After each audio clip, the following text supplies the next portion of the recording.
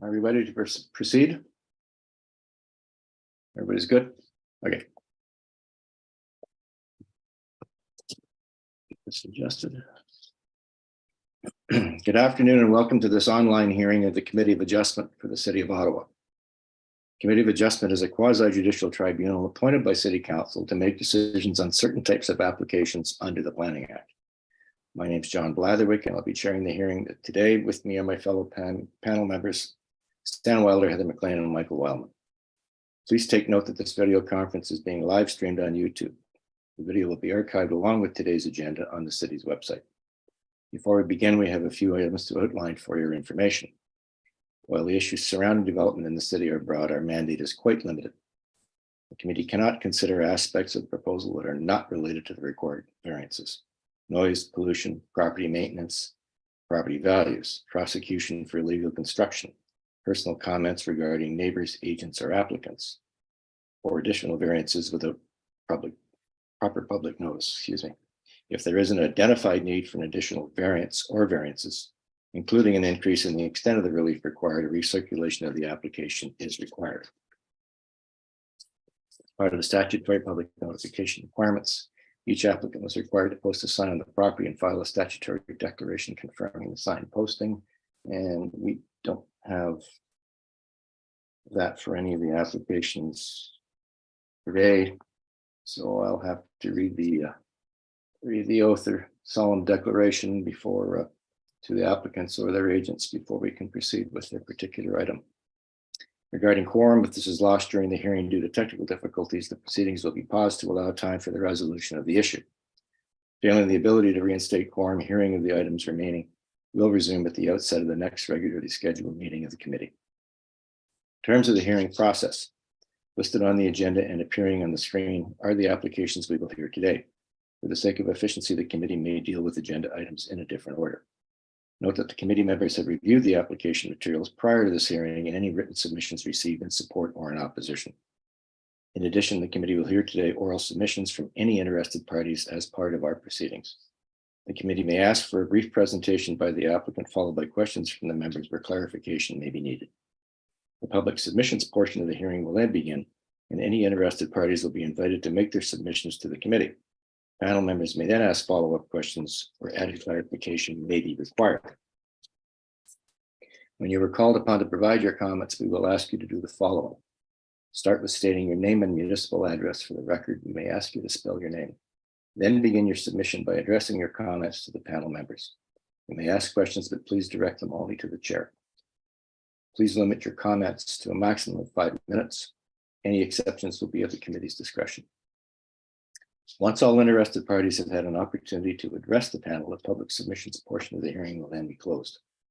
The committee will then make an oral decision to either grant or deny the application. The committee may also choose to reserve its decision. In such case, the panel will deliberate further on the evidence presented immediately following adjournment of the public hearing. In either case, the committee will send within 10 days of its decision, and to all the parties and those who have requested it, a written notice of decision that sets out the reasons for the decision. Decisions of the Committee of Adjustment may be appealed to the Ontario Land Tribunal for a fee within 20 days of the date of the written decision. Only the applicant, the City of Ottawa, the Ministry of Municipal Affairs and Housing, the specified person, and certain public bodies that have an interest in the matter may appeal the decision. Specified persons in certain public bodies include public utilities, but do not include an individual or community association. Before we begin, are there any declarations of interest on this agenda or any other agenda before us today? Yes, Chair. I do have an interest that I'll declare on item 2, 560 Rideau Street, and that is due to an acquaintance of our family who is an agent for the proponent. Thank you, Mr. Wildman. Anybody else? Okay. We now have, we'll move on to the adoption of minutes. We have several sets of minutes to adopt. We have the minutes of March 1st, 2023, and the minutes of March 15th, 2023. In regards to the minutes of March 1st, 2023, any additions, deletions, comments regarding those minutes? All in favor of the minutes as presented? The minutes are adopted.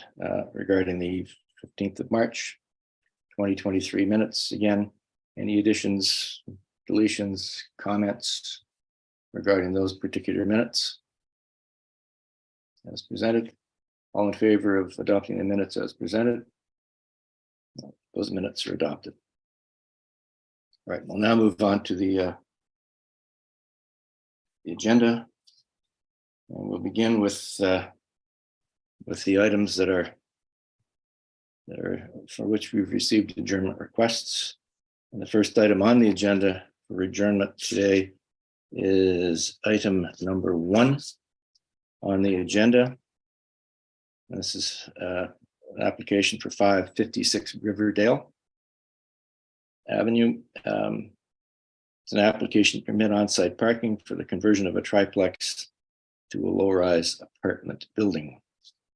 And the request for adjournment has come from the planning department. Planning department, Ms. Linker, you please articulate the department's request. Thank you, Mr. Chair. Through conversations with the applicant, it's been determined that at least 2 more minor variances will be required to accompany the application. So the adjournment request has been required. Okay. And Ms. Diakonescu or Mr. Diakonescu, you're the agent for the applicant? I am, yes. Yeah, and you're in agreement with this adjournment request, I believe? Yes, I am. Okay. So I think because there are additional variances required, we are going to adjourn this application sine die. Okay. And hopefully we'll be back in front of us shortly. So any questions, comments from the members of the panel regarding this application for this adjournment application? All in favor of adjourning the application sine die. The application is adjourned. Thanks very much.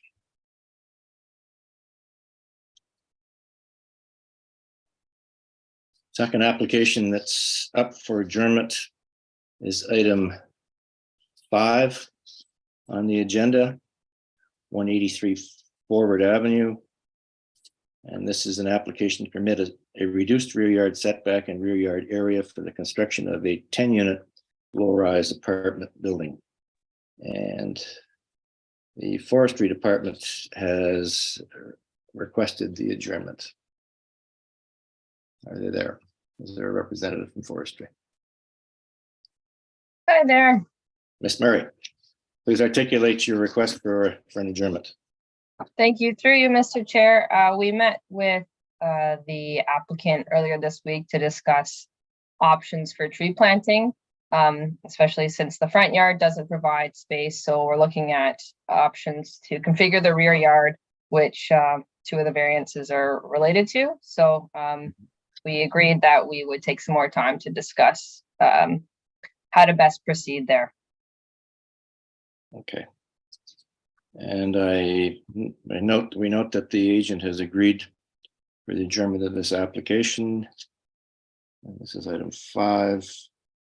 And the agent today is? That would be me, Mr. Chair. I'm here on behalf of Jillian Simpson of our firm. And yes, we received the feedback from forestry on Friday of last week, and this Monday met with forestry and with the planner on the file, and basically came to the agreement that there's some opportunities to improve the tree planting plan, and that those changes could take place over the next week or so, and we can circulate a new plan in advance of a hearing date at the next hearing. So you'd be prepared to proceed with this on the 3rd of May, which is our next. That would be satisfactory. Thank you. Okay, Mr. Wilder, you had a question? Yes, Mr. Alain, you've seen the comments from the Mechanicsville Community Association. It's raised a number of concerns about the laneway and access and parking. I see you made no attempt, from what I can tell, to make any connection with them. Not that you're obliged to, but I would strongly advise or suggest that if you have the time in the next 2 weeks to meet with them, or at least with the president of the association, to discuss their concerns. because I'm going to have questions. And I just assume that you have a chance to speak with them, and maybe that will resolve some of my questions. Thank you. Through you, Mr. Chair, we thank you for that comment. We actually, meeting took place between myself, the owner, and Lori, the president of the MCA, on Tuesday. Okay. That was in advance of their letter. And so we discussed through some of their concerns, and perhaps we can get more into depth when this comes forward. But suffice it to say, I think there was some insight that we're looking into. There are some requests that seem difficult to facilitate, but as far as the laneway, the applicant and the owner are in total understanding that that is municipal property. It's not part of this current proposal. And we're in agreement with the request in the conditions that was to basically put a fence at the proper end of the property. And as far as the conditions of the laneway, we note the MCA asked if we can remove the asphalt and just have it be green space. And I think that's perfectly acceptable, particularly because we're intending to retain the trees in the laneway as well. So anyways, happy to discuss more on that once we come forward. And perhaps it's worth touching base with Lori and the MCA again while we have this extra time, should it be granted. But that's just where we stand. Thank you. Thank you. Okay. Anything else, Mr. Wilder? It's fine. Thank you. It's fine. Yeah, that'll probably be with the extra 2 weeks that, quite frankly, it is the time to discuss these matters, and there may be a resolution beyond what we're adjourning for. So, any other questions from the members of the panel regarding this application for this application for adjournment? Okay, so we have space on the May 3rd hearing agenda, Mr. Secretary Treasurer. Yes, we do, Mr. Chair. Okay, thanks very much. All right, then, so for the adjournment for 183 Forward Avenue, adjourning to the 3rd of May, 2023. All in favor? Your adjournment's granted. See you in 2 weeks. Thank you very much, Mr. Chair. Take care.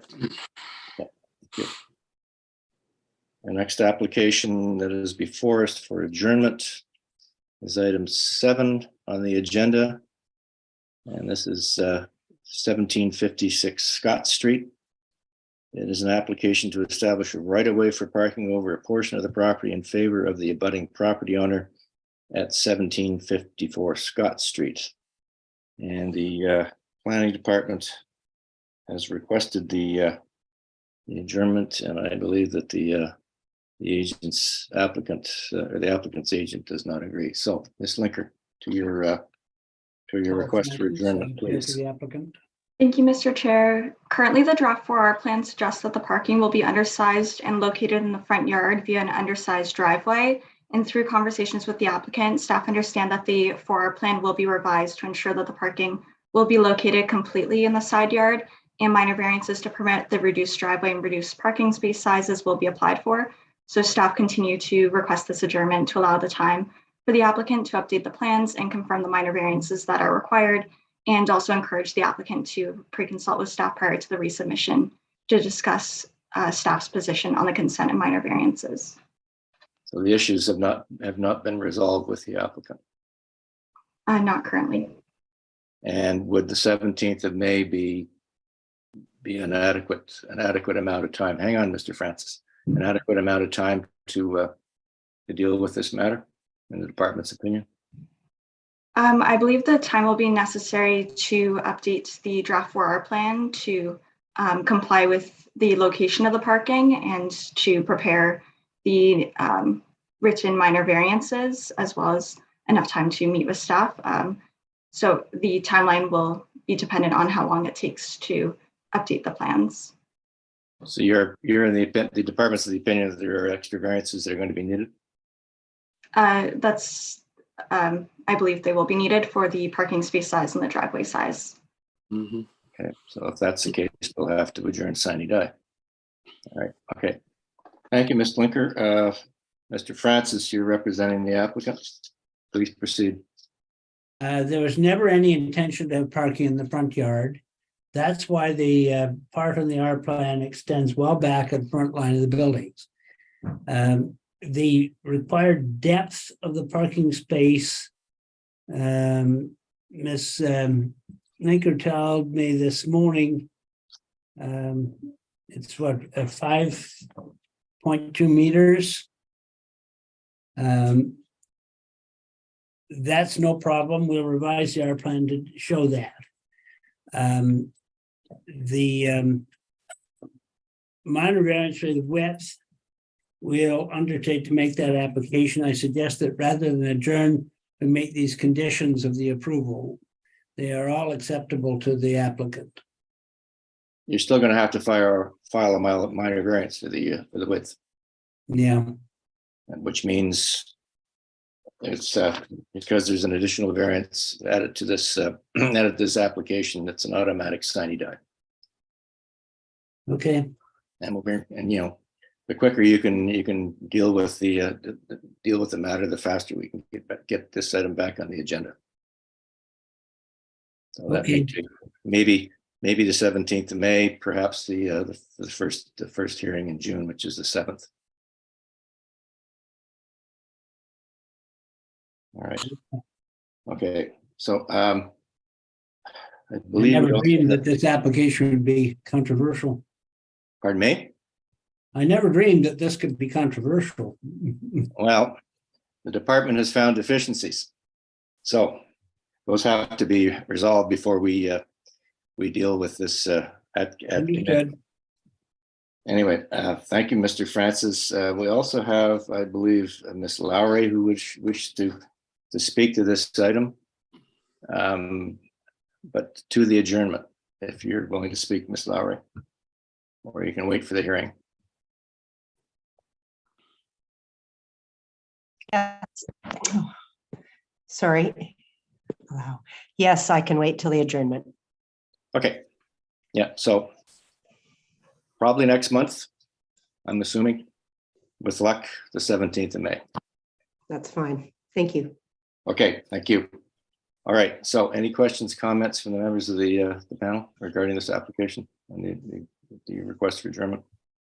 All right. All in favor of adjourning this application, sine die, because there are extra variances likely going to be needed.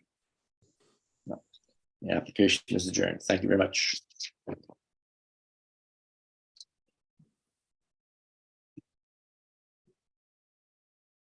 Next application before the panel for adjournment today is item 12 on the agenda, 65 Acacia Avenue. This is an application which was adjourned on the 1st of February 2023. It's an application to permit reduced lot area, rear yard area, rear yard amenity area, and a reduced interior side yard setbacks for the construction of a 3-story, 6-unit low-rise apartment building. And I believe Mr. Robinson is the agent for the applicant. Mr. Robinson, are you there? Ah, Mr. Robinson. Thank you. So you're aware of the department's request, Ms. Yes, I am. Okay, Ms. Linker, if you could just articulate your request, please, the department's request. Thank you, Mr. Chair. Staff requests the adjournment to allow the applicant time to address engineering and forestry concerns and provide updated materials for staff. Okay, Mr. Robinson, I notice you're not in disagreement on this. I'm fully aware of this. We have had ongoing discussions with Ms. Linker, Ms. Murray in Forestry Group, and Mr. Duquette in the infrastructure group. We're working on revised plans, hope to have those in next week. Alongside those revised plans, the owners would like to revise the unit count. Currently it's 6 units. They would like to make this a 7-unit building, although it will not change any variances and it will not introduce any new variances. So if the committee is in agreement, we'd like to be heard on the 17th of May. Can all of those issues be resolved and the amended package before us on the 17th of May? Yes, I'm hoping to get it in next week. Okay. Mr. Belmar, we have some space on the 17th of May application hearing agenda. Yes, Mr. Chair, we have space on the agenda. Okay. All right. So we adjourn until May 17th. Any questions, comments from the members of the panel regarding this adjournment until the 17th of May? Okay, so for the application that on 65 Acacia Avenue, all in favor of the adjournment until the 17th of May. Your application is adjourned. Thank you very much. See you in a couple of weeks. Yep.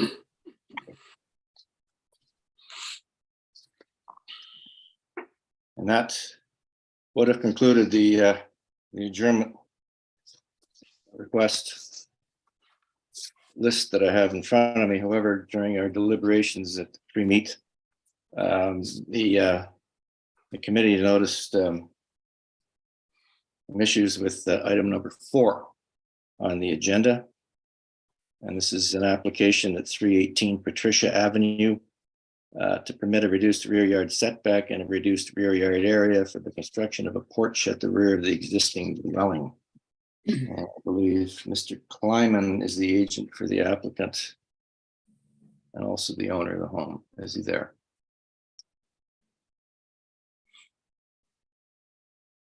Can you hear me? Yes, we can. All right. All right, Mr. Kleiman, Miss McLean, you were the one who raised this. Please proceed. The committee has quite specific requirements regarding a survey plan showing the location of buildings and a site plan to scale. And I found that the information that was provided didn't meet the committee's requirements. So I'm suggesting an adjournment until we have this information in front of us. We did provide quite a bit of information along those lines. I believe my contractor is also online here, Monsieur Gibault. Can we let him in?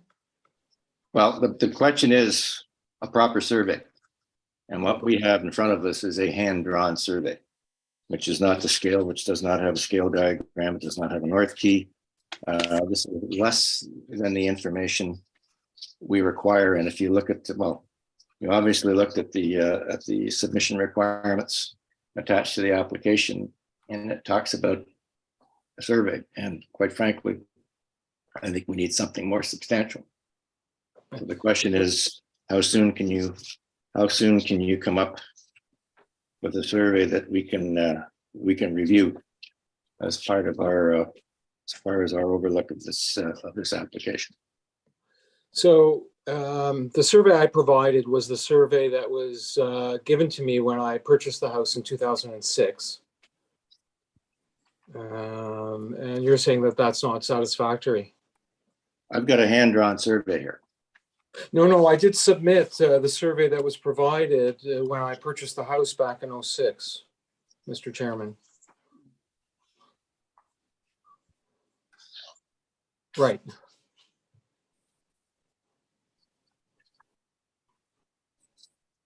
Chair, that's not a survey, that's a plan of subdivision. Yeah. Okay. So I don't know how long it would take though these days to get a survey done and I don't know what the cost is associated with it, but it would probably take what Mr. Wildman, what in the order of 4 to 6 weeks to get one done? I had one done recently myself, and it was about 6 weeks all told between the time they showed up to do the work and the time I received the plan. This was done about 3 months ago for me, but I suppose every surveyor has their own timelines, but that might be some help. Again, with all due respect, Mr. Chairman, we didn't feel that we didn't consider getting a survey done, but on the other hand, we didn't feel that given the size of this project, that it was really, well, we were hoping it wouldn't be required, considering it's a small project. It's one of our submission requirements, which is on the first page of the application for variance. I wonder if Mr. Gibault is on the line, if we could have him comment as well.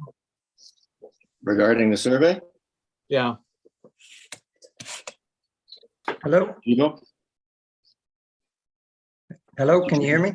Yeah, Okay, it was just the deck was existing on the property. That it's been there for years. So when he came to me and looking for to put up a screened-in porch, I got a plan, went to the city, they okayed everything, and then now all of a sudden it's a minor variance. That's why there wasn't a survey done. When I was talking to somebody at the city of Ottawa, they said, well, just transfer the measurements into metric. So that's what we did. But I can get a hold of a surveyor tomorrow morning. I know a few of them. okay. And see what their plan is. As we would definitely prefer a properly drawn survey for our records and Okay. for yours, quite frankly. Okay. All right. So I think the best thing to do here is to probably adjourn this application sine die until such time as the survey has been provided to committee for its deliberations, and then we'll schedule the application onto the next hearing. thank you very much, Mr. Chairman. All right, so in the matter of 318 Patricia Avenue, adjourning until we have a proper site survey provided to the committee. All in favor of the adjournment, sine die. The application is adjourned. Thank you very much.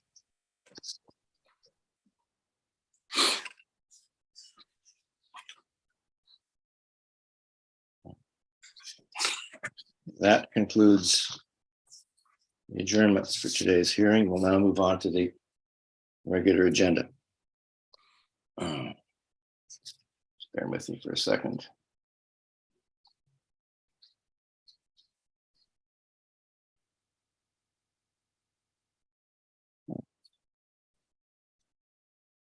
First item we'll deal with is item 3 on the agenda. This is an application for 460 Athlone Avenue. And this application is to permit a front-facing garage as part of a 2-story addition on the south side of the existing dwelling. And the agent for the applicant, this is Paolo Marinelli. Is he there? Yes, hi, good afternoon, Mr. Chair. All right, before we begin, I'll have to administer the oath of solemn declaration. Do you solemnly swear or affirm that the notice provided to you as part of the application process and by the committee was posted at the property to which the application applies for the prescribed number of days before the hearing and clearly visible and legible during the entirety of that time? Yes, I do, and I think the owner's here as well. I think she was going to. She's the one that posted the sign, so it's Mrs. Thompson here. Yeah, I can verify that the sign went up April 4th and is still there. Okay. Thank you very much. So, Mr. Marinelli, very, very briefly on this application.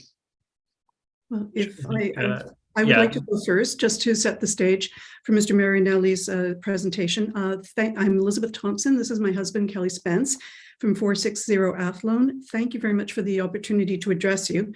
If you could please pull up slide number 2, that will show you this, once it's there. That basically, slide number 2 is what we bought in 2001. The house was built around 1911, but had been let go for about 20 or 30 years. At one point, likely in the 1940s, it was duplexed. That's why you see the side entrance there and the balcony that was added to the original house. The garage was likely added sometime in the 1940s as well. For the past 22 years, we have worked to bring this heritage house back, to respect its history while adapting it to the 21st century and the needs of today's families. The last piece of this project is what you have before you. The current garage is unheated and can't really be used for much more than storage space. The space between the side entrance and the garage is 18 inches. That means you have to turn slightly if you want to be able to walk through it. The balcony is resting in part on the garage, as you can probably see from the photos, and is slowly pulling away from the house. I'm not even so sure if I should be walking out on the balcony anymore. The goal is to replace all of that with a garage that is heated and can be used as a home workshop.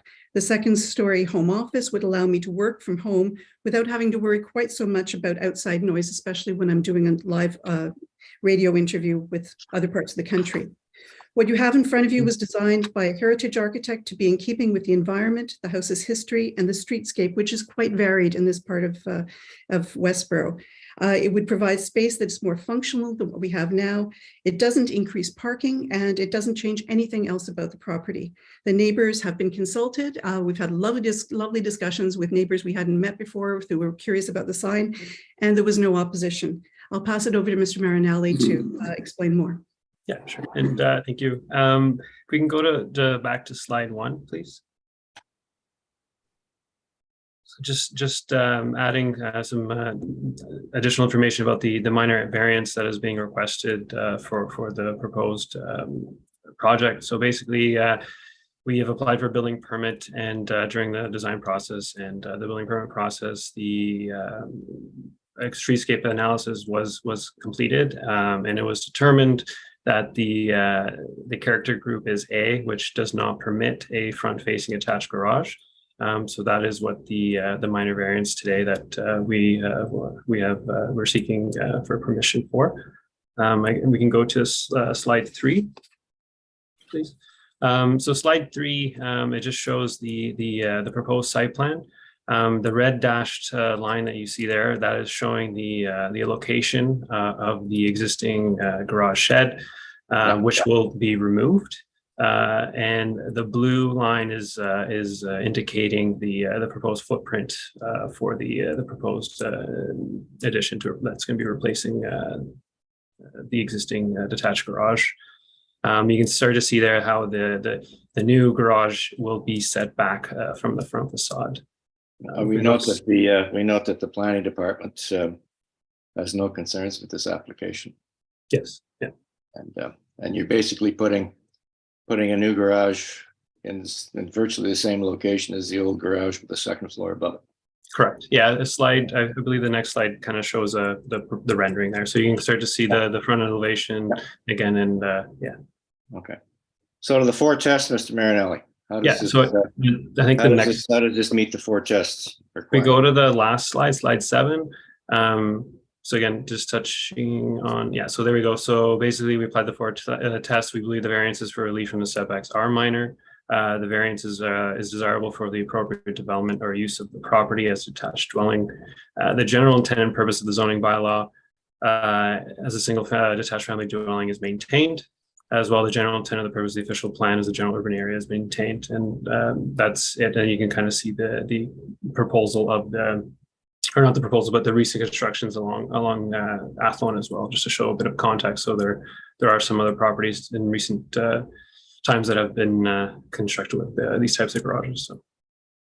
I note for your information, you may have seen it, you may not have, that there's been one neighbor has commented about the age of the art plan that you provided, which is dated 1977. However, I believe that the planning department reviewed that survey plan and is satisfied that survey plan was adequate for this application. So, I'd just like to hear from the planning department on this. Yes, Mr. Chair. So like the survey was fine. There was nothing about it. So it's because this, like I said, one of the neighbors has commented this is a very, very old site plan or a very old survey plan for this property. However, yes, but after discussing that with Madame Thompson, so she said that the survey, there's nothing changed about it. So we went from there. Okay. So the department's satisfied with the survey plan and that's yes, provided by the applicant. All right. Yes, Mr. Chair. Okay, thank you.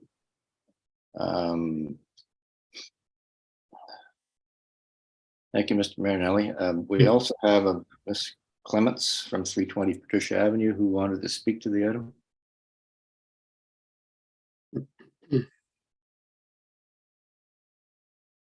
Or pardon me, not, no, I'm on the wrong application. Pardon me. Mr. Gray, sorry. You wish to speak to the application? Yes, Mr. Chair. I really don't want to, punish the applicant because the survey, I mean, it is 46 years old. And to be upfront, I was a surveyor. So, I do understand, these surveys. And I mean, I looked at the survey and I also visited the property, and the survey doesn't really reflect where the garage is now. So I mean, I don't want to ask for an adjournment, excuse me, because ultimately it's a great project. But in the future, I just want to ask that the coordinator be more diligent with the age of the surveys. This certainly, and to be honest, they will need a site plan and drainage plan, as they proceed in the project. And that could easily have been accommodated with, an updated survey. So I'll just leave it at that, just as a comment. Thank you. Thank you very much. And just for your information, Mr. Gray, it's the requirement is, or the onus is on the applicant to provide the information, not the coordinator of the Committee of Adjustment to ensure that information is correct. Mr. Okay, Mr. well Wildman. then I mean, I could make an objection and ask for an adjournment, but in this case, I don't see that it's applicable. Because it is a good project.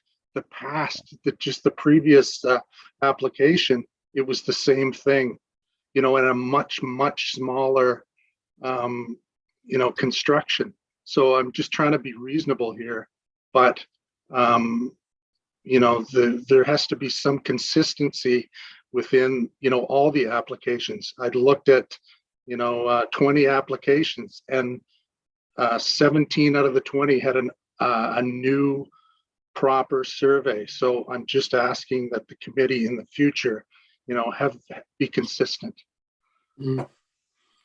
Thank you, Mr. Gray. Mr. Wildman.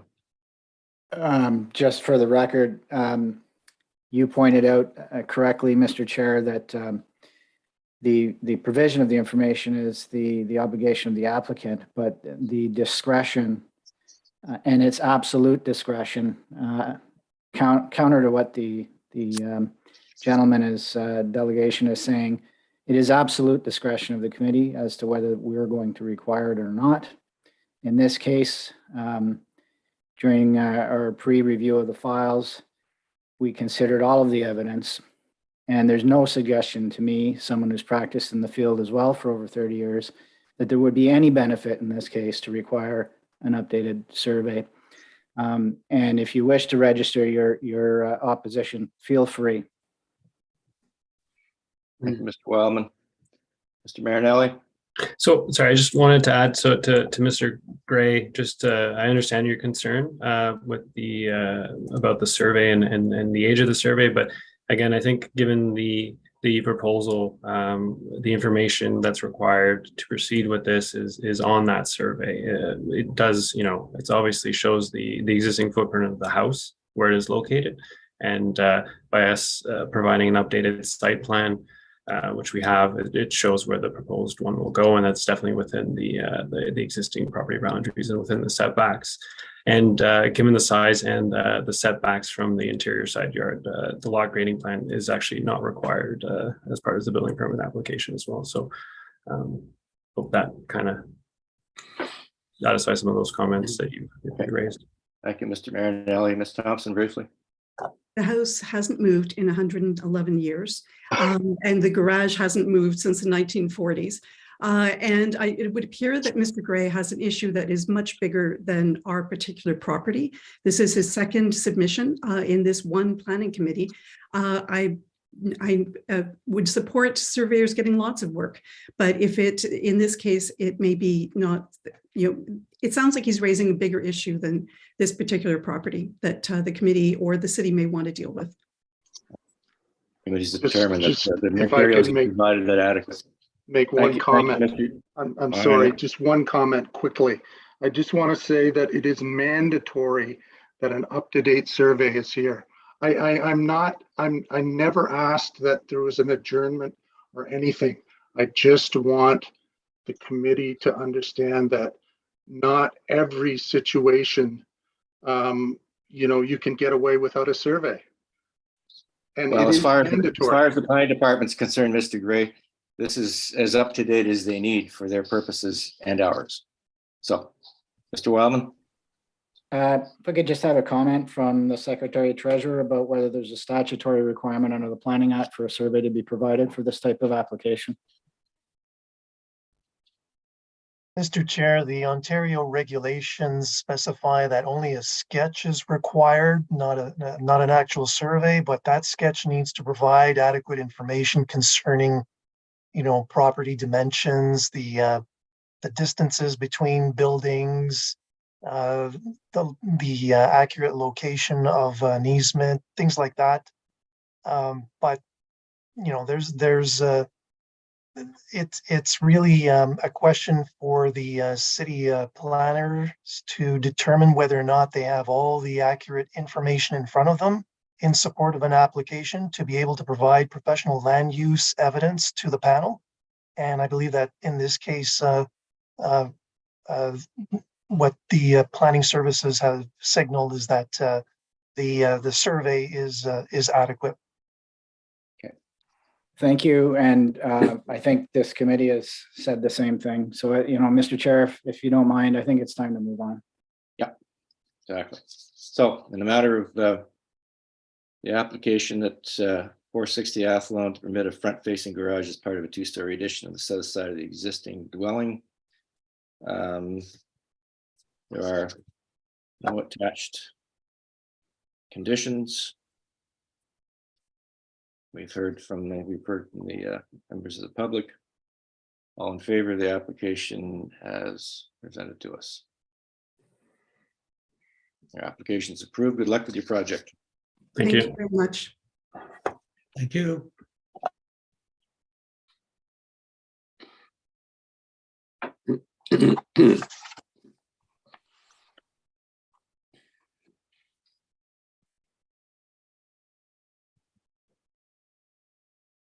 Second here. Next application we'll be dealing with today is item number 6. This is an application to subdivide a property into 2 parcels of land to establish separate ownership for each half of the semi-detached dwelling currently under construction at 19 and 21 St. Francis Street. And Mr. Segreto is the agent for the applicant. Good afternoon, Mr. Chair, committee members. Mr. Segreto, before we begin the oath or solemn declaration, do you solemnly swear or affirm that the notice provided to you as part of the application process and by the committee was posted at the property to which the application applies for the prescribed number of days before the hearing and clearly visible and legible during the entirety of that time? I swear. Okay.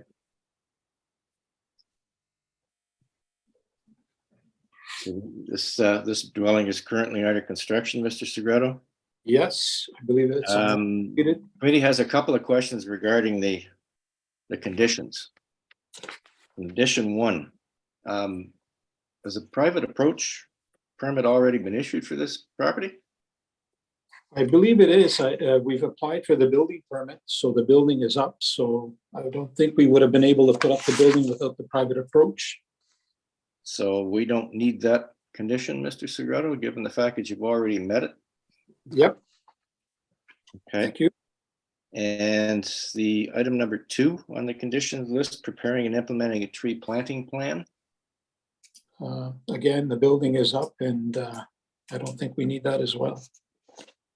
Is there a tree planting plan? Was there one required? I think we did one. 100% sure on this file. Yes, there was. We did a tree information report on it, but not a planting. I don't think we have a planting, or we do have a tree replacement plan, I was just told, yeah, for 2 trees in front. So that condition's been met as well. Yeah, that's right. So we can eliminate those 2 conditions. Thank you. Okay. Okay. Mr. Wildman had a question or comment?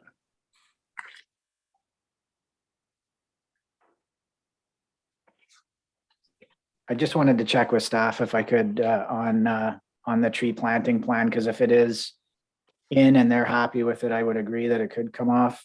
Sometimes they have a way of being a bigger issue without asking the question. So maybe if we could just confirm with staff. Ms. Murray?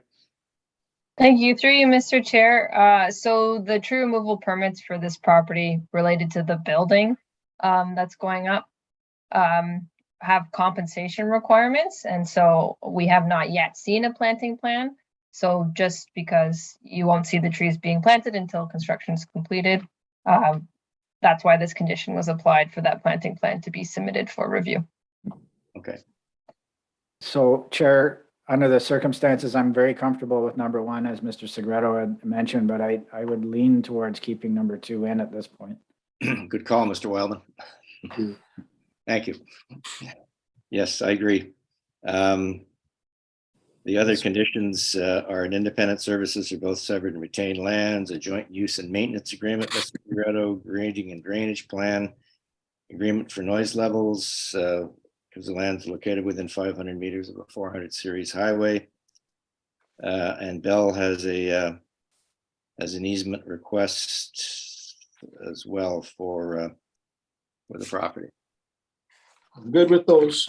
I'm fine with those. Okay. All right, Ms. McLean, question, comment? Thank you, Mr. Chair. I just wondered if I could ask forestry staff just for clarification on the process.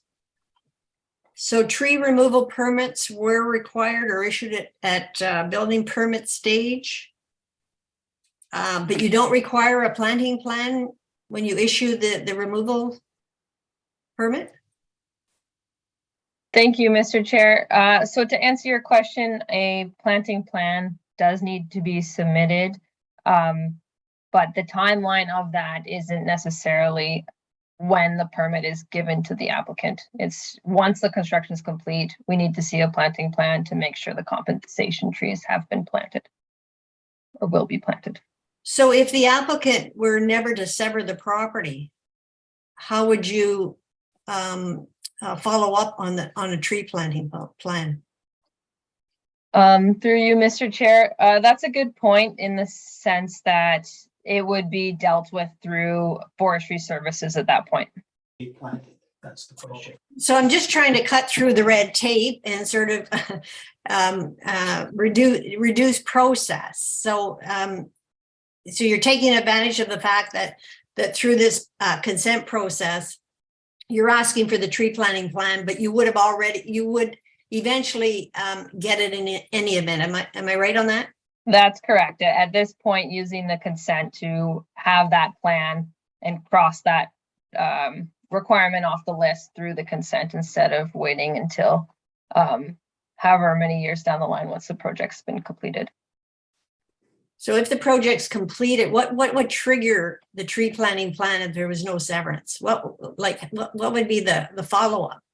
The applicant would have to follow up with forestry services to let them know that the project has been completed and the trees are going in the ground. And that's all dealt with at building permit, or should be dealt with at building permit? Yes. Okay, all right, thank you. Clarify things for you, Ms. McLean? Well, I'm not sure it does. It seems to be a building permit process. Yeah. But I'm just trying to understand the process. Thank you, Mr. Chair. Okay, Miss Murray, would you happen to have any of these rules and regulations down on paper that you could share with the committee so that we could educate ourselves? Thank you, Mr. Chair. I don't think that exists, but I agree that it would probably be good for that. Is there a possibility that we could get something from you guys in the near future regarding these kinds of matters? I'm sure that can be put together. Okay, I think we'd appreciate it because it would probably save us all a little time and a bit of effort. All being on the same page. For sure. Thank you.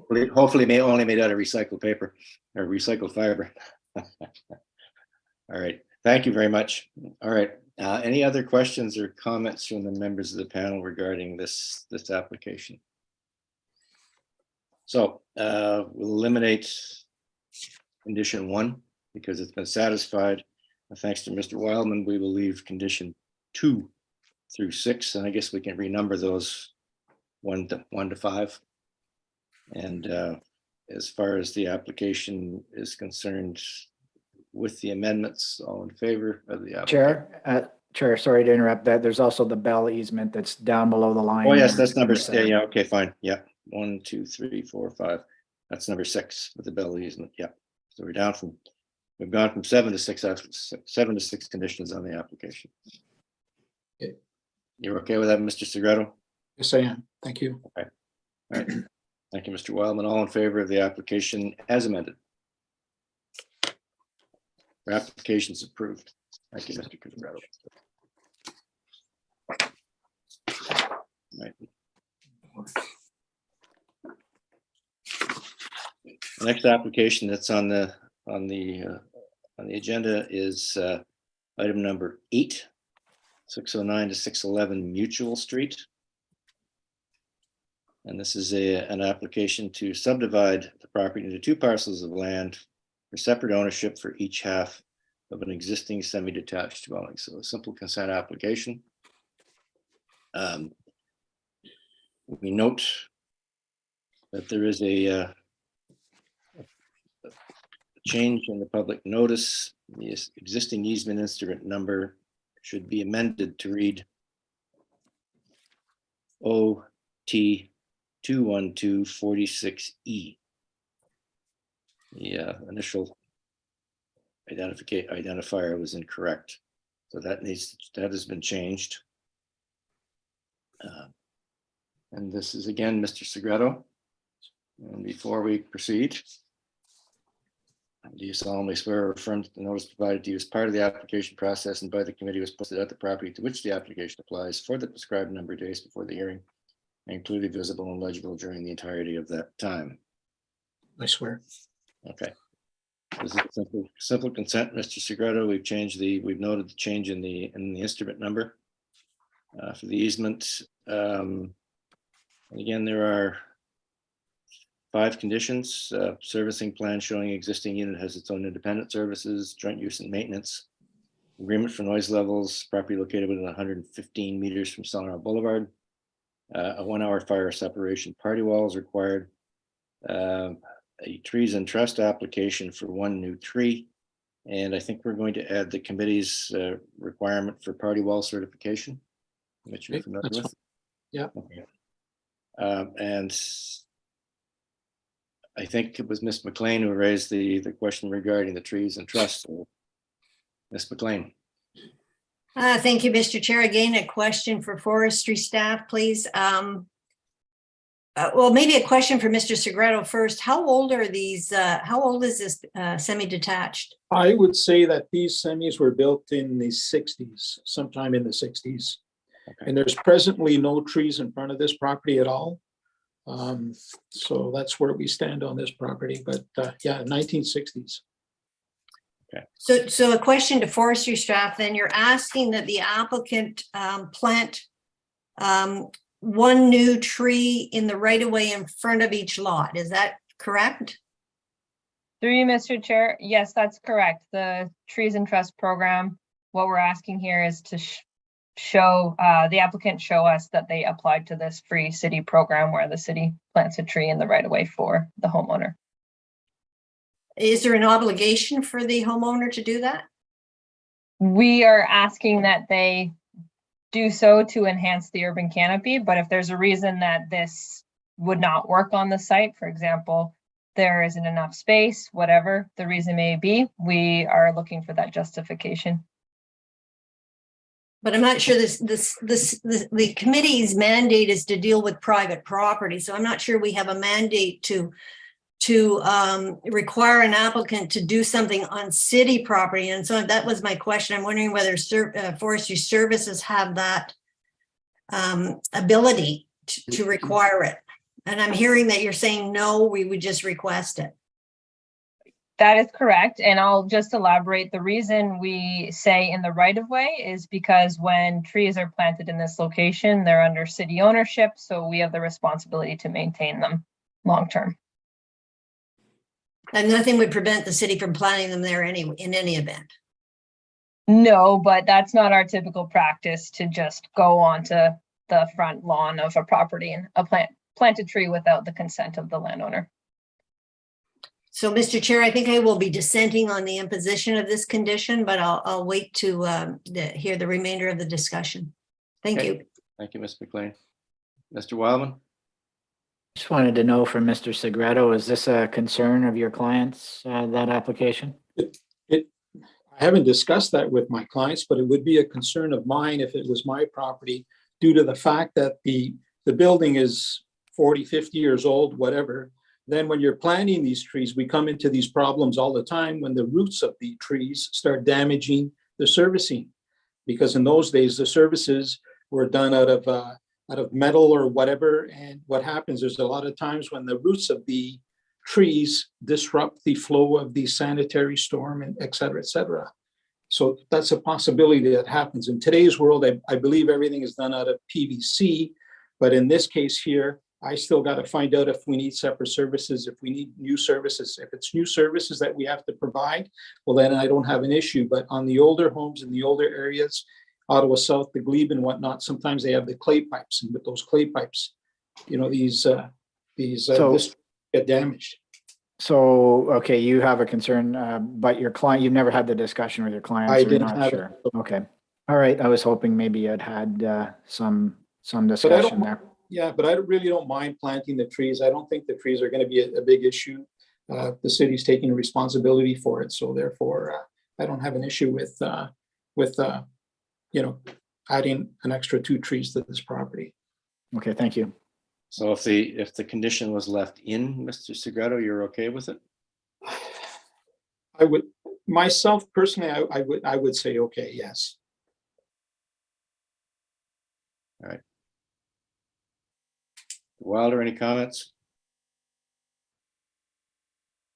Okay. McLean, still dissenting on condition 5? Yes, Mr. Chair, I'll dissent on that, the imposition of that condition, but I'm okay with the approval of the severance and the remaining conditions. Thank you. Yeah. Okay. All right. You know, honest, I agree with Ms. McLean. I think we're going to dissent on that, just to be on the safe side. Myself, I don't agree with that condition. So, Mr. Segreto, the funny thing is you don't get to dissent, but you do get to voice your opposition. Yeah, sorry. To voice my objection to that. Get yourself appointed to the next panel. Okay. Maybe. Yep. Ms. Alcatate from the department, you have a comment. Yes, Mr. Chair, for this condition of the tree, the front yard is already big enough to raise a tree. So it's I'm not an engineer to say how is the foundation would be affected, but like the front yard is 6 meters. So it's big enough for a tree to be raised and not affect the roots. Okay. It's not the foundation that I'm concerned about. It's the servicing to the house, the discharge of the sanitary and the storm. If they're done out of clay, then they can be uprooted at times. This has been a problem in the past. I have 3 silver maples in front of my house, and I have my sewer line cleared every 2 years because of the roots. Yeah. It was built in 1947, so all clay pipe. I'm well aware of the situation. All right. Ms. McLean, further comment? No? Ms. Murray? Sorry, I thank you, Mr. Chair. I just want to quickly say that we're really focused on the right tree in the right place. So I don't want that to get lost in the mix, but we obviously would not be trying to put the wrong tree in proximity to utilities underground. That's not what we're trying to do here. Thank you. Okay, thank you. So regarding this this application for consent, and the original 5 and now 6 with the committee's addition of the party wall certification. We have heard from Ms. McLean that she supports the severance with the exception of condition number 5. Mr. Wilder? I'm in favor of all of the other. I'm in favor of leaving the condition in. Okay, that's yeah. Mr. Wildman?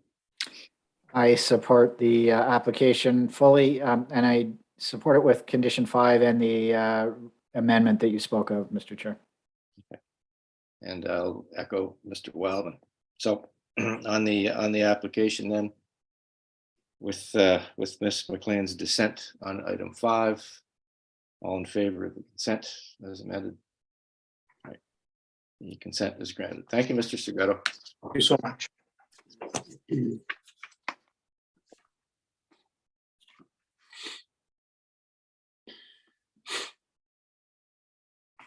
Next application we'll deal with today is item 9, 366 Winona Avenue.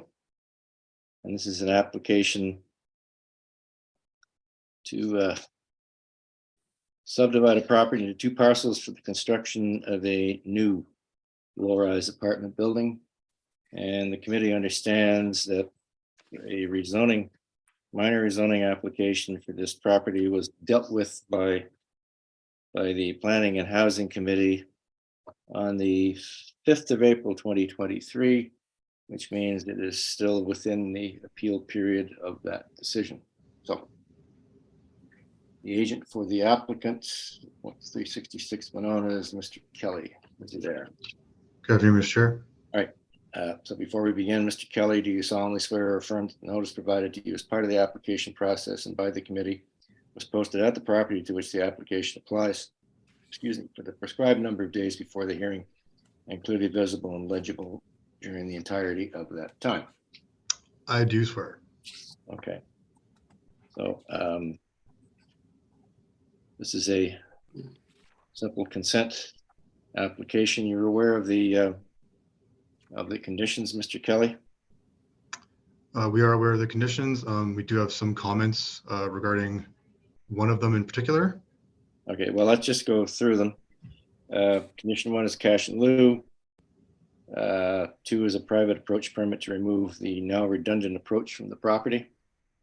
3 is a tree planting plan. 4, independent services of both severed and retained lands. 5, grading and drainage plan. 6 is a stormwater management report is required, and enter into a development agreement to implement any proposed stormwater system, including required securities.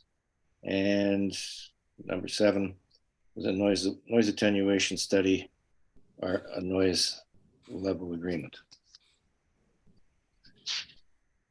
So, Mr. Chair, maybe I'll just step up if you're not looking for a presentation on the application itself. The one condition which we'd like to discuss with the committee is condition 6, the requirement for a stormwater management report brief.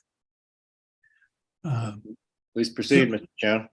Thank you, Mr. Chair. So, in my years of experience attending the Committee of Adjustment, this is a first. I haven't seen this condition required or requested on any severance application I've had before panel 1 in many, many decades. What I believe has happened here is there is some preliminary discussions going on between city staff, the industry, and others with respect to the update on the infrastructure master plan.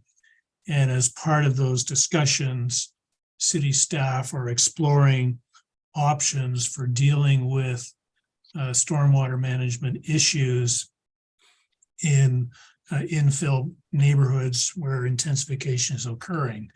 That is an ongoing discussion. Those changes to the infrastructure master plan have absolutely no status.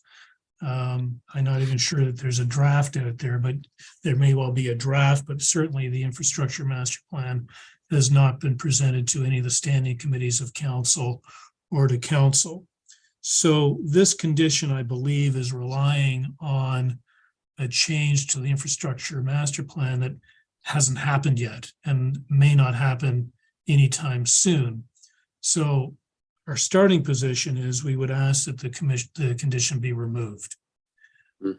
Failing that, there have been discussions between the project engineer and the city engineer on stormwater management for this project.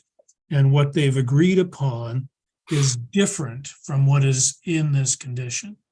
This condition talks about controlling runoff up to and including the 100-year storm event to a 5-year pre-development level. And staff and the project engineer have agreed to a different standard for stormwater management on this property. That's reflected in an email exchange, which is included in our presentation package.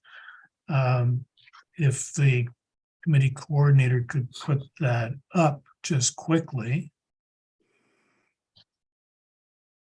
Sorry, I should have prompted her earlier.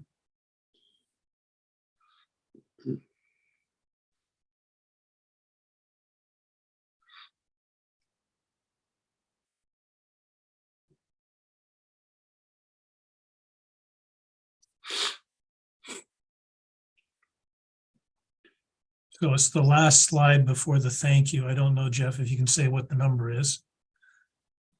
There it Yep, is. thank you. Okay, perfect. Well done.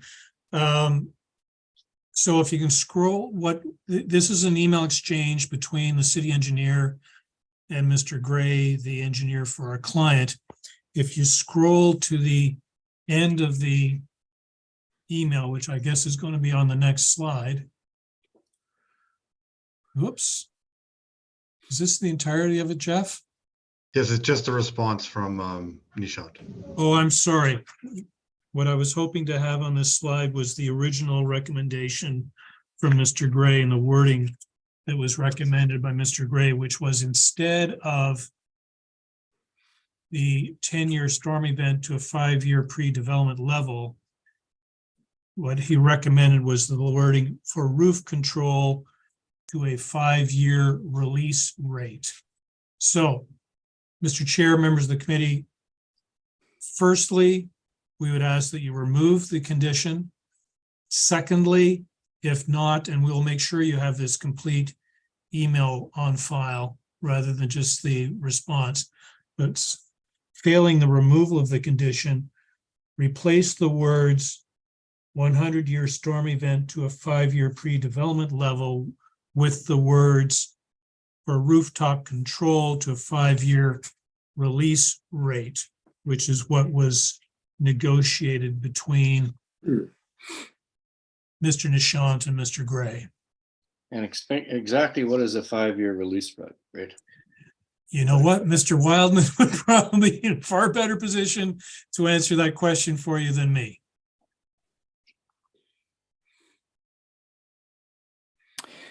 So the 5-year release rate would be it's a point in time for a type of storm that would happen. I guess the part of the question, I guess it goes along with that, or what are the parameters that are going in along with that 5-year release rate? Mr. Chown is relatively accurate with his description of sort of the genesis of where this is coming from. I'm assisting with that. I guess if there is a staff member here, it might be valuable to see if we're on the same page as Mr. Chown suggests. I don't know if often we don't have the city engineers here, but perhaps with this one having been the first, maybe there is. So I'm just wondering, is there a staff member here that helped in crafting that particular condition? To answer Member Wildman's question, there isn't a engineering staff member present at the meeting. However, I have been briefed about this condition and can speak to the reasoning for the condition from staff's approach. And I believe that there's engineering staff reviewing the live stream and can provide comments through Teams, and I can articulate those to the committee. Well, I guess what I'm wondering is is staff in agreement with what Mr. Chown just said? you know, I don't know that there's a huge amount of harm the way the condition is worded, in the sense that it's still going to be something looked at. And if there's already agreement on those terms, that general condition probably is fine. But is there a staff member who has seen what and heard what Mr. Chown said and is in agreement? Through what my understanding is that it is a 2-year if it's controlled only on the roof, and it's a 5-year requirement if it's the entire site is controlled. Mr. Chair, I think the point that I'm trying to make is that staff should not be asking for conditions that aren't founded in some policy or official plan document or master plan. They can't just invent these conditions. And so at the moment, my understanding is that this is a condition which is arising from a draft or preliminary proposals for an infrastructure master plan that has absolutely no status. And it has potentially significant consequences for infill development across the entire city, which is why we're having discussions between the industry and staff on the approach being taken with respect to addressing stormwater concerns in the infill neighborhoods. I just think that, you know, I think Mr. Wildman's confirming, I've never seen this before. I don't think he implied that he hasn't seen it before. This isn't the time to introduce this condition. There should be some discussion between staff and the industry on what the appropriate condition should be and when should it be applied. 2 weeks ago, you weren't applying this condition to infill severances in this neighborhood. Today, I don't believe you should be, because there's a conversation that still needs to be had between the industry and the city on how to deal with this issue. This application shouldn't be taking the brunt of that requirement when it's still something being negotiated between the industry and the city. Okay, so here I'll provide committee members with a bit of additional information. It is true that the city, through a team, has met with the industry. They've met 5 times. The last meeting occurred Monday. And it is to discuss how the city will be moving forward with stormwater management on small lots. That being said, the official plan has provisions, and so does the several other documents that would allow the city to impose this type of a condition.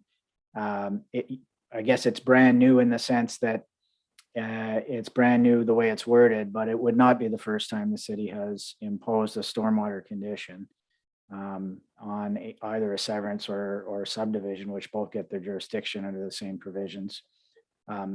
So that said, I mean, it sounds, without trying to, beat a dead horse, it sounds, Mr. Chown, like you have some sort of an agreement. And if you do, it seems to me that this condition shouldn't pose you that much concern, because that condition doesn't take away and doesn't affect what you just articulated as the settlement that you believe you have. So if I can just go a step further then, and so I would then suggest, if that's the direction the committee would like to go, is to impose a stormwater condition. I don't think this justifies the requirement for either a development agreement or posting securities. We should simply be producing a stormwater management report brief to the satisfaction of the manager as per the first paragraph.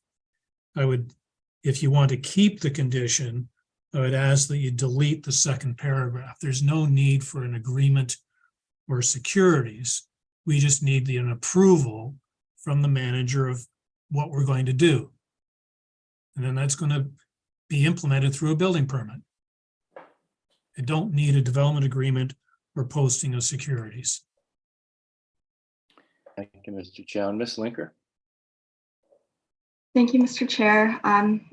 From staff's perspective, the reason for implementing this condition is to ensure that the runoff is controlled on the site. And in cases where we think that stormwater management might be of concern, we will impose this condition. And just for a little bit of history, pre-Bill 23, this would have gone through site plan control and the condition would have been opposed for that approval. And staff are looking into ways of how to impose stormwater management in where there are areas of concern and site plan control is not required. So it might take more than a year before that process is put into place. So I guess we're in the interim period right now. So despite this not going through site plan control, staff have concerns about the stormwater management, and the development agreement we believe is necessary to ensure that the proposed stormwater system that was determined from the stormwater management report and brief is implemented on the site, and the securities will be released once the stormwater management system has been implemented on the site. Mr. Chair, if I could just conclude my comments, and then I'll be quiet. I understand what Mr. Chown is saying about some of this being new, and that there have been discussions and what have you. I agree with the staff summary on why this is a concern. It would not be the first time that a condition like this was imposed. Maybe in the format that it's in, it may be somewhat different, but I fully support this condition as written. Thank you. Okay. I have one question, Mr. Wildman, with your long history, long association with the city. Is stormwater management considered a municipal service?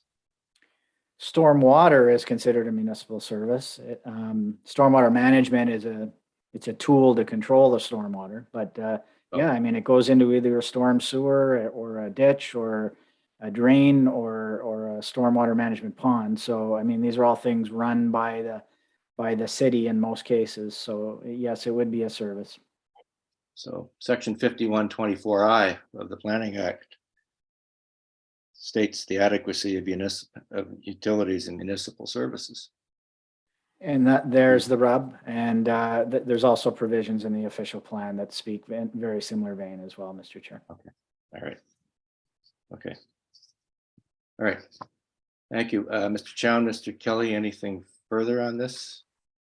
I've got nothing further, Mr. Chair. Thank you for hearing our comments. All right, thanks. I would like to reserve on this and further discuss this application with the members of committee after we've concluded the public portion of this hearing. Ms. McLean, you have a comment? Thank you, Mr. Chair. Maybe to Mr. Chown or Mr. Kelly or city planning staff on condition 2, the private approach permit. Is that not something that you would deal with normally at building permits? Ms. Linker? Thank you. To answer Member McLean's question, normally the process is to get a private approach permit to reinstate the curb. Staff would like to impose this condition as on the size of the subject sites. Parking will be prohibited on those sites, so staff would like to ensure that the curb is reinstated. Okay. But we're dealing with a severance of a property for potential development. Is the private approach or no private, would that not be dealt with at building permit? I'm just trying to reduce the number of conditions that are coming forward to the committee. I just want a more process oriented question, I guess. Of course, my understanding of imposing that condition is because due to the severance line, that's creating lots that are too small to be permitted parking for apartment buildings. And so therefore the road cut or the reinstatement of the curb will prohibit any parking in the future on those sites. All right, Ms. McLean? Well, I'm still confused about condition 2, and I'm wondering about condition 3 as well as the tree planting. Would that not normally be dealt with at building permit as well? We're dealing with a severance to create 2 lots for new apartments. And I'm just wondering at what, whether this is premature. If it's dealt with at building permit, then we shouldn't be dealing with it at committee of adjustment. So I just want to get some clarification on them. Thank you. Reno?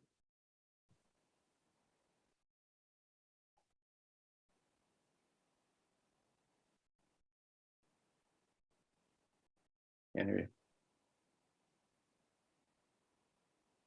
I can't hear you, Mr. Reno.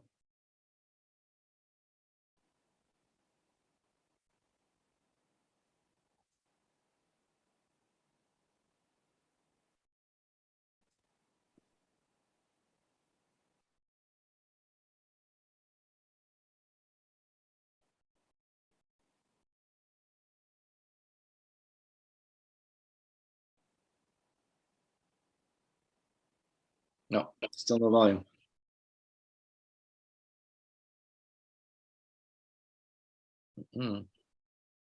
Ms. O'Connell? Thank you, Mr. Chair. I'm going to attempt to respond, and perhaps Mr. Renaud can nod his head as if he's in agreement with me or not. But I think the reason that we're considering these conditions as part of the consent application is for the very reason that Member McLean has articulated, that they aren't being reviewed through the building permit process, that the private approach permit that the building code reviews focuses solely on the construction of the actual building itself and doesn't it isn't able to stipulate conditions related to the private approach permit. And in terms of the tree condition, I'll let Ms. Murray speak to specifics of that, but I understand it's an attempt to try and enhance our tree canopy whenever we can, and through the 7-inch application, albeit there may be some discussion about the appropriateness, but it's a tool to allow us to meet that objective that's found in our official plan that's related to appropriate development. Ms. Murray? Thank you, Mr. Chair, and Ms. O'Connell. That's exactly right. Through the official plan policy 4.8.2, the city is trying to build and enhance our urban forestry canopy. So with this consent application, we're asking for a planting plan to show 1 tree per lot. And if a tree cannot be planted, for example, there isn't enough space, then having that justification can satisfy that condition for us. Thank you. Thank you, Ms. Murray. And is there no other process for private approach? They do have a private approach bylaw. So is there no other process for both the private approach and the tree planting other than the committee of adjustment? Is that what I'm hearing?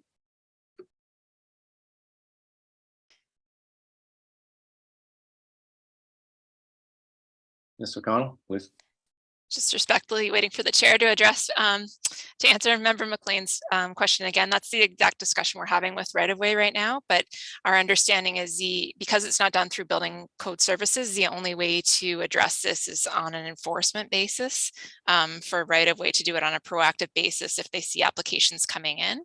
And so there isn't another mechanism in place right now, but we are having those discussions with them right now for the exact same to address those questions.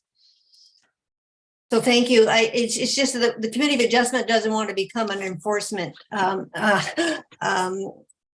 enforcement agency for city bylaws. I would say we're dealing with a severance here, and I just think that there's other avenues perhaps for some of these conditions, but I'll just leave it there. Thank you. Thank you, Ms. McLean. Mr. Chown, final comment? Yeah, just to be clear, then I agree wholeheartedly with Ms. McLean's concerns about the number of conditions we're seeing on consent applications, but I want to be abundantly clear that the only condition on this recommended by staff that we have taken issue with is condition 6. We are prepared to live with all of the other conditions that have been recommended by staff. Okay. All right. Thank you. Thank you, Mr. Chown. All right. As I said, Mr. Chair, just would a 2-week adjournment to sort out that wording of a condition be helpful to both sides or not? I guess it's up to both sides. Should we adjourn for 2 weeks and iron this out?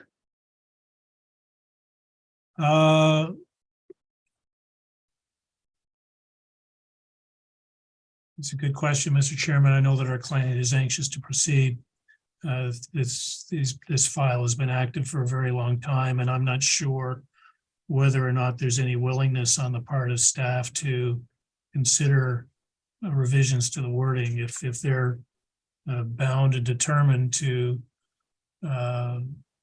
move forward with the condition as it's currently worded. I'd rather you just made a decision and we move forward.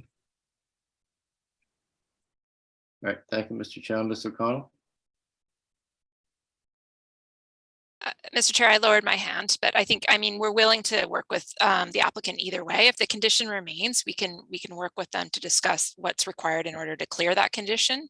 I can't guarantee that revisions would be possible through that process, but certainly we're willing to discuss. And there may be a situation, if that's already been agreed with staff, where we do agree with something that's not exactly what's stipulated in the condition as written. Okay. Mr. Chair, I'm happy to live with that response. Thank you. Mr. Wilder?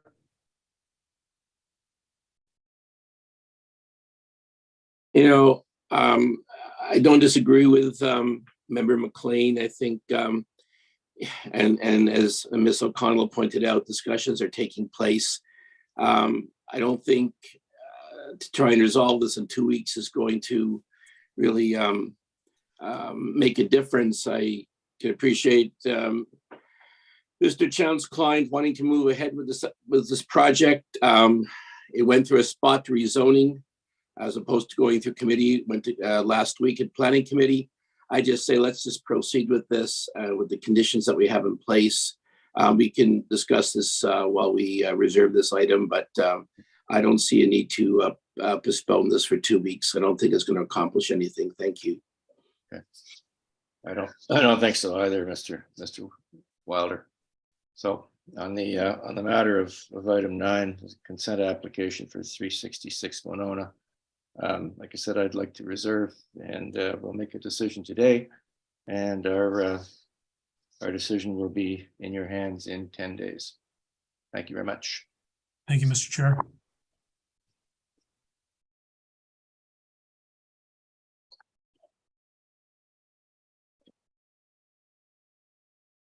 Next item before us today is item 10. And this is an application 62 Columbus Avenue. It's an application for severance to subdivide the property into 2 parcels of land to establish separate ownership for each half of an existing semi-detached dwelling. And Mr. Price is the agent for the applicant. Yes, good afternoon, Mr. Chair. Oh, hang on. Good afternoon, Mr. Chair. Good day.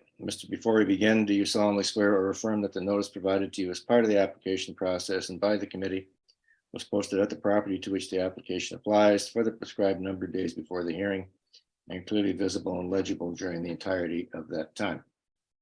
Yes, Mr. Chair, I swear. Okay. So this is a simple subdivision application, and we note that there is a revised planning report dated April 17th that corrected the numbering of the requested conditions, and that the planning department is requesting a total of 4 conditions, not 5. That's my understanding, Mr. Chair. Okay. And those conditions would be servicing plan showing each existing unit has its own independent services, agreement for noise levels, property is located close to environmental noise, arterial road, highway, airport, etc. A 1-hour fire separation party wall, and a tree planting plan. And of course, there's a request from Hydro for an easement, if you're aware of that as well. Yes, Mr. Chair. Okay.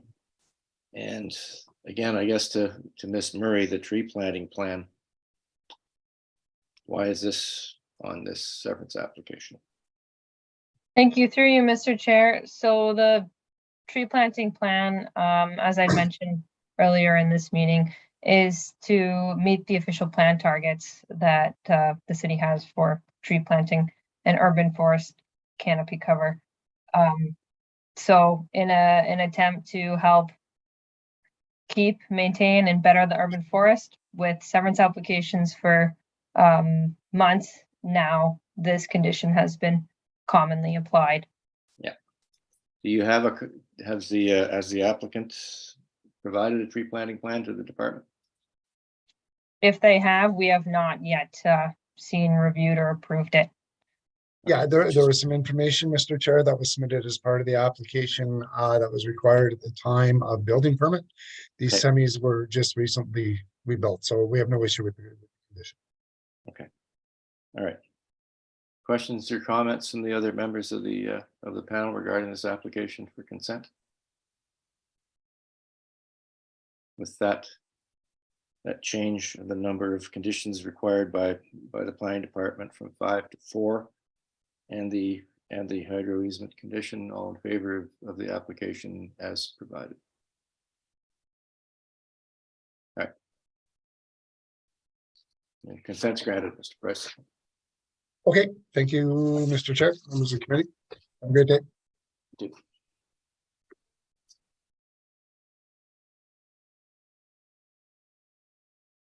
Next application that's before us is item 13 on the agenda, 436 George Street West.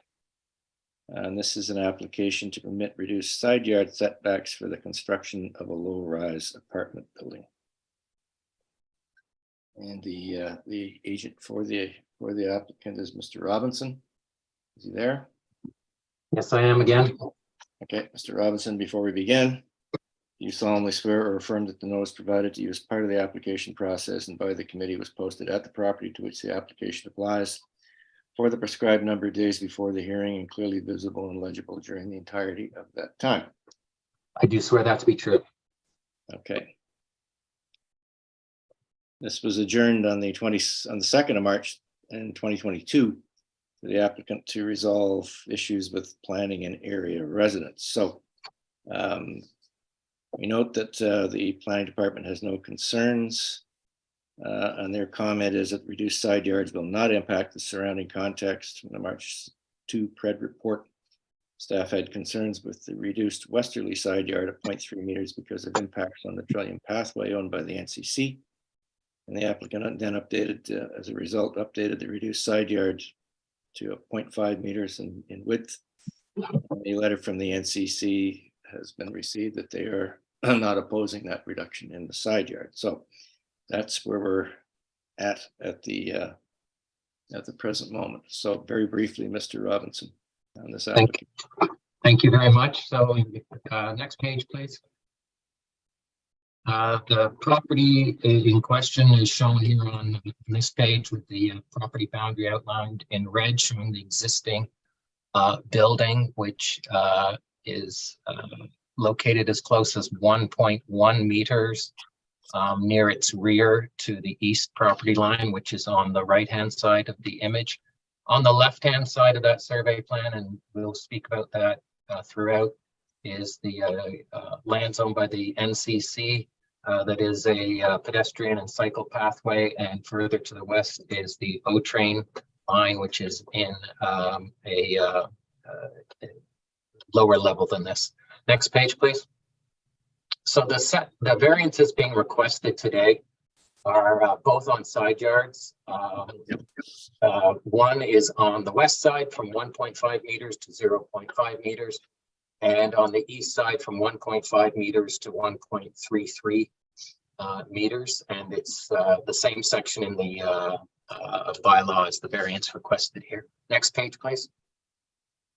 So here's where the property is, south side of George Street, the last property on the street. Going diagonally from top left to bottom right is Preston Street, so it's in very close proximity to commercial uses along Preston Street, and the pathway to the right, which goes parallel with the O-train. Next slide, please. Here's some pictures taken of the property. The left is taken from the NCC path looking towards the existing building. There is an existing driveway shown on the west side of the property, and that will be removed. Then another photo looking along George Street, looking along easterly along George Street. And then the third photo is just slightly to the right of the middle photo. Next slide, please. This is the front of the property, and we've got the approximate property boundaries shown in the red line. And then the photo on the right is taken looking in a northerly direction along the Trillium Parkway with the subject property on the right-hand side. Next image, please. Another photo of the front of the property. Next slide, please. So this is the site plan and showing where the variances are being requested. On the left-hand side is from 1.5 to 0.5 of a meter adjacent to the NCC open space. And there are some trees in that NCC open space.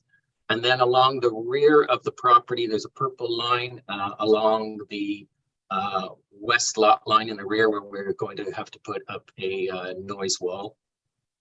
And then on the east side, we have a requested variance from 1.5 to 1.33 meters.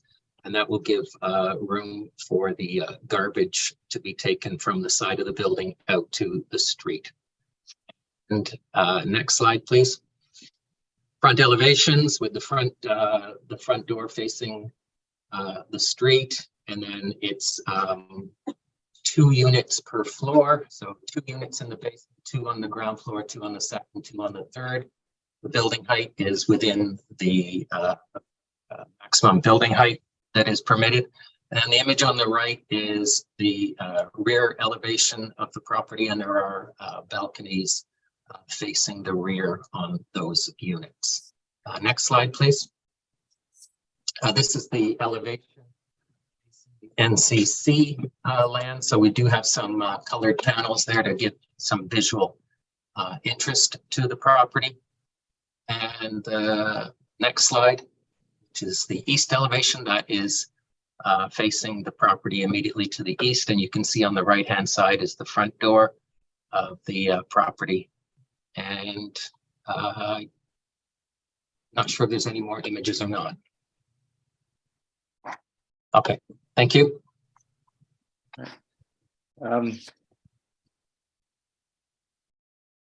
Well, as far as the test are concerned, Mr. Robinson? Sure. Due to the minimal impact that the side yard setback variances have on this proposed low-rise apartment as it relates to the surroundings, adjacent properties, the general intent and purpose of the official plan is maintained. Planning policies in the downtown core transect hub designation evolving neighborhood overlay encourage this type of intensification without surface parking that allows for a sensitive form of infill. The west side of the property, where one of the variances is located, is adjacent to a cycle path and the O train, and is not expected to have negative impacts on those lands as a result of this minor variance request. The property is in an R4UD zone, which allows for a low-rise apartment of up to 8 units with a minimum width of 10 meters and a 300 square meter lot area. We have 10.18 meters and 306 square meters. All the other performance standards such as building height, front yard setback, rear yard amenity area are met. One of the yards subject to the variance is adjacent to an open space that has existing trees that will minimize the impact of the variance. The other yard subject to the variance will have minimal negative impacts on the neighboring property, as the side yard setback is an actual improvement on the current conditions, which are as narrow as 1.1 meters from the existing building to the easterly lot line. Due to the minimal impact on adjacent properties and no required or requested variances for front yard or rear yard setbacks or building height or amenity areas, the impact of the variances are minor in nature. The intent and purpose of the zoning bylaw is maintained and is desirable for the development of the land. In summary, the variances being requested are minor in nature, desirable for the appropriate development of the land, and in keeping with the general intent and purpose of the zoning bylaw and the official plan. Thank you. Thanks. That mature tree in the front of the property is going to be maintained? No, unfortunately, no. It's a 71 centimeter tree. It was identified quite early on in the process when this was originally a site plan file, that due to the fact that the crown of the tree is bumping up against the hydro lines now, and as well, it is going to conflict with where the new services have to go. That tree is going to have to be removed. Forestry services are aware of that and are in agreement with that. And one of the, I believe one of the comments in the staff report is obviously there's going to have to be compensation, and there's going to be some new trees in the rear yard and some, I think, a couple of small trees in the front yard and some new planting.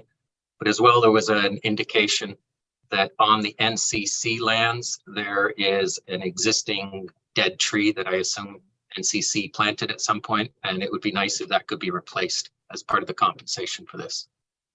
Okay. All right.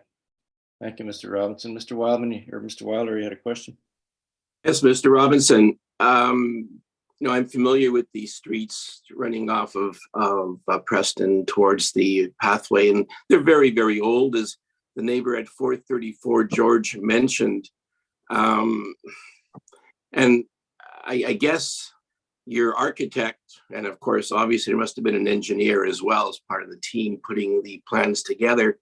The next door neighbor, I guess, maybe speaking later, mentions that and I guess it's the same with the house that you're going to be demolishing. There's just a rubble foundation that this house has been built on over 100 years ago.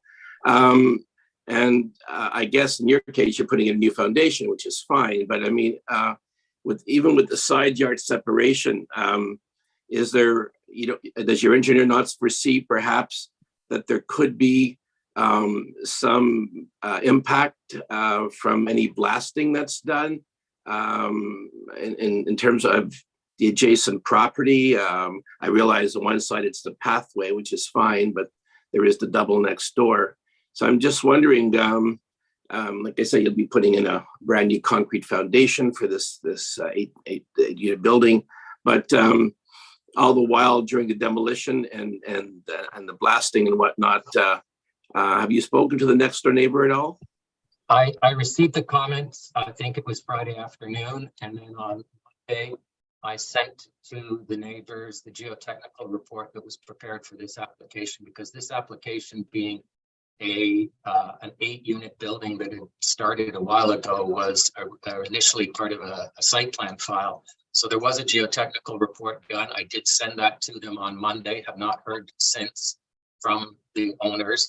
But I did also provide, it's a very technical document. I did provide a summary of the fact, some of the key salient points, and the fact that prior to actual construction, it's a standard on applications like this, that an inspection would be done, but it's a video inspection, and I've had this done at my own home when there was construction going on nearby, where they took photos outside my house.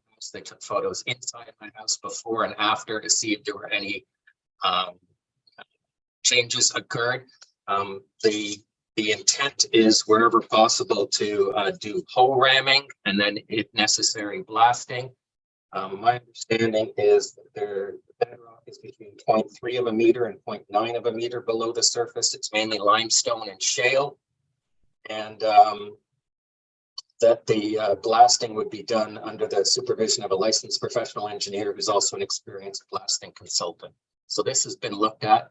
I believe this has been looked at maybe more than it would be if this file had not started as a site plan.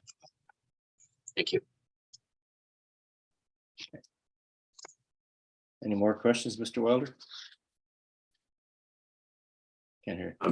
No, that's fine. Thank you. I mean, I hope that will allay any concerns by the adjacent neighbor, that she has the report in hand, and obviously there will be somebody looking into on site who'll be watching the demolition and any impact it may have on their property. All right, thank you for that. I appreciate it. Any questions or comments from the other members of the panel? Anything further to add, Mr. Robinson? That's it. That's all. That's it. Okay. We have Ms. Patrizia DePenta and Mr. Lee Newton, who also are on the speakers list. Are they there? Yes, hi. Can you hear me Hi. okay? Yeah. Before we begin, Ms. DePenta, I don't know if you've read on our website, commenting on a committee of adjustment application. There's a section on our website, and it says, and I'll read to you, it is important to note that the committee of adjustment is not mandated to deal with private disputes between neighbors, demolition and construction related activities, property standards issues, amongst other things on that list. So we understand from Mr. Robinson that you now have the geotechnical report. Please continue.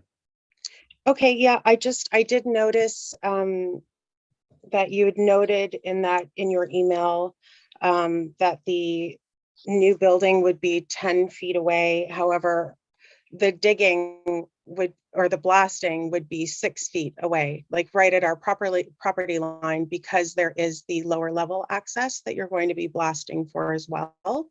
So it's not actually 10 feet, it's 6 feet or 1.88 meters, the distance from our house. So I do have like obviously major concerns about the safety of my rubble foundation, about the blasting just objects, particles in the, like hitting my car, my house. It's not something we're going to discuss here today. That is between you and the property owner next door and Mr. Robinson. And I'm sure Mr. Robinson will be more than accommodating regarding putting you in contact with with who you need to talk to ensure that your house is protected during the construction period. Okay. But as far as the application is concerned, the reduction of side yards, any comments or questions? I guess not. Okay. All right. So, Mr. Robinson, I think it would be incumbent on your applicant to get in close contact, maintain close contact during the construction period should we approve this application, because they obviously have serious concerns given the age of their building and this, in particular the foundation. I will ensure that gets done. Okay, thank you. Any other comments from the members of the panel? All right. What do we have? No conditions that are being applied for. The planning department has no concerns. Trees, unfortunately, will have to come down, but are going to be replaced. So, in the matter of 436 George Street, permit of reduced side yard setbacks for the construction of a low-rise apartment building, all in favor of the application. Your application is approved. Good luck with your project. Thank you very much. Have a good day. Thank you.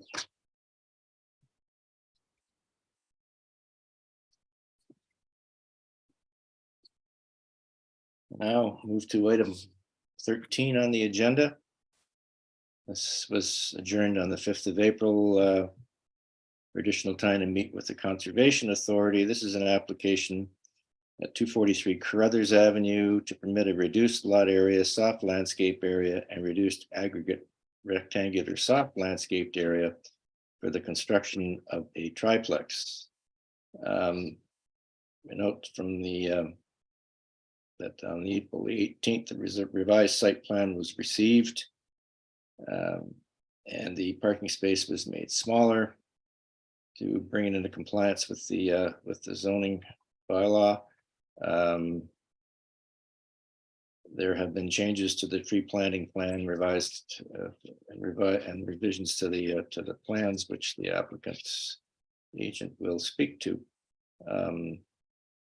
The planning department no longer has concerns with the application.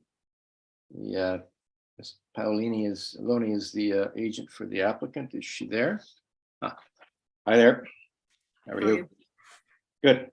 Before we begin, do you solemnly swear or affirm that the notice provided to you as part of the application process and by the committee was posted at the property to which the application applies for the prescribed number of days before the hearing, including visible and legible during the entirety of that time?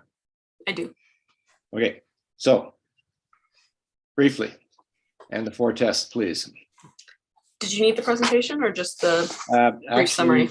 A very brief summary would be fine, and then the articulation of how this meets the 4 tests and.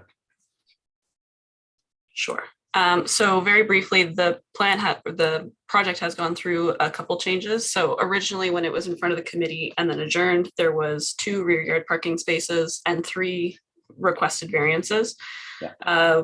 After meeting with the committee and further conversations with the city, we've revised the rear yard to include 1 parking space, which allowed us to expand the area for soft landscaping. Okay. So that basically eliminated the 2 variances related to rear yard soft landscaping. So the remaining variances for lot area only. That's variances B and C have been deleted. B and C have been deleted, A remains. Okay. So in regards to the 4 tests, we believe the variance is minor as it's an existing condition and it represents a minimal deficiency. We're going from, I'm just looking for the numbers here. It's a 16.2 square meter difference, so about a 5% reduction. We are able to accommodate all other spatial requirements required for a triplex in this zone. The proposal is appropriate for the lands in question as it follows the guidelines for intensification and low-rise neighborhoods from the Scott Street secondary plan. The proposal also supports goals for intensification and providing a mix of housing supply, which is outlined in the official plan. There's multiple policies that states intensification and proximity to hubs and main street corridors is prioritized. And through these changes, we've shown that we are prioritizing soft landscaping over hardscaping and parking areas.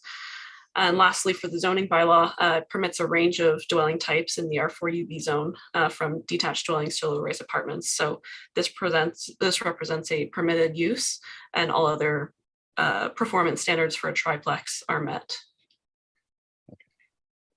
All right. Thank you very much. Any questions, comments from the members of the panel?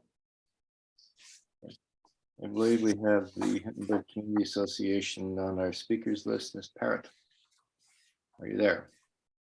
I am here.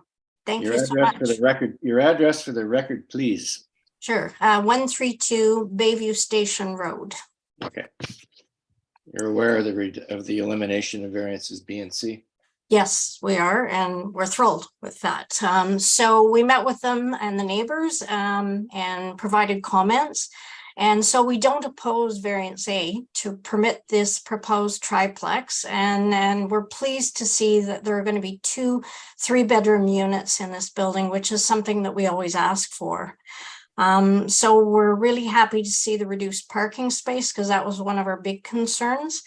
And that the rear yard complies and is a little bit bigger than actually the requirement.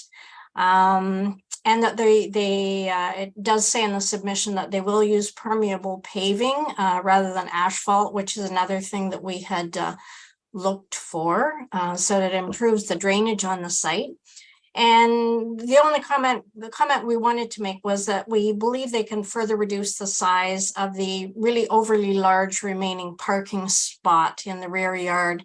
So it's much bigger than the requirement. They're providing a 6.32 meter by 3 meter parking spot when they only need 5.2 meter by 2.6 meters. So it's bigger than needs be, and they could add a bit of that green space back. We had asked for a covered bicycle parking in the rear. And so by reducing the parking spot to what is required, they could easily add that to the rear yard as well. So covered bicycle parking, which would really be beneficial for their tenants. And we agree with the Forestry Services comments about the need for a minimum of 2 trees, 2 new trees on the site. And they do mention submitting a tree planting plan, but we didn't see that on the committee's website. So we request that your decision be conditional on the following, that there be an opaque treatment on the rear facing balconies, including the south facing sides overlooking the adjacent yard, rear yard amenity space to provide that privacy for the neighbors, because it will be quite a bit higher than the other properties in the area. Thank you. Thank you. Ms. Paolini, one of the things we deal with on a fairly regular basis in the inner area is balconies and the treatment thereof when they potentially have a privacy and overlooking impact on neighbors. And I'm just wondering, I mean, in the past, we've had agreements with applicants where they put privacy screens on both the short sides to screen the neighbors on those sides of the balcony, and then opaque screening along the front of it, the front of a balcony to again reduce noise, and reduce the visuals. So I'm just wondering what your applicant is proposing for those two balconies. So if you wanted a visual representation, we could put up slide 5, just shows the site plan, the location of the balconies. But essentially, we do agree that due to the proximity to the southern lot line, that an opaque screening would be valid on the short side of the balcony, close to the property line. We didn't discuss putting it on the long side or the other opposing short side, but we would be agreeable to proposing an opaque screening on the short southern wall of the balcony. What about a privacy screen on the short side? The opaque privacy screen was my understanding. At 2 meters, not 1.4. That's a privacy screen. 1.4 really isn't much of a privacy screen unless everybody's lying down on the balcony. So 2 meters would be the requirement. Yeah. Well, 2 meters is a suggestion. I mean, it's something, quite frankly, you can have discussions with the Hittenberg Community Association on the final configuration of the balcony if you're agreeing to make some modifications to ensure the privacy of incumbent residents when this dwelling's completed. Yeah, we're willing to have that discussion. We want to make they sure have everyone. a long history of these kinds of discussions with you guys. Better than us. Okay. So Ms. Parrott, it sounds to me like the applicant is willing to discuss the balcony treatment with you folks. So we encourage you to have that discussion. Yes, thank you. All right. Anything else to add on behalf of the applicant? Nothing else to add, no. No, okay. So regarding the application of 243 Carruthers to permit reduced lot area, soft landscaped area, reduced aggregate rectangular soft landscaped area for the construction of a triplex, all in favor of the revised application. Your application is approved. Good luck with your project. Thank you. Thank you.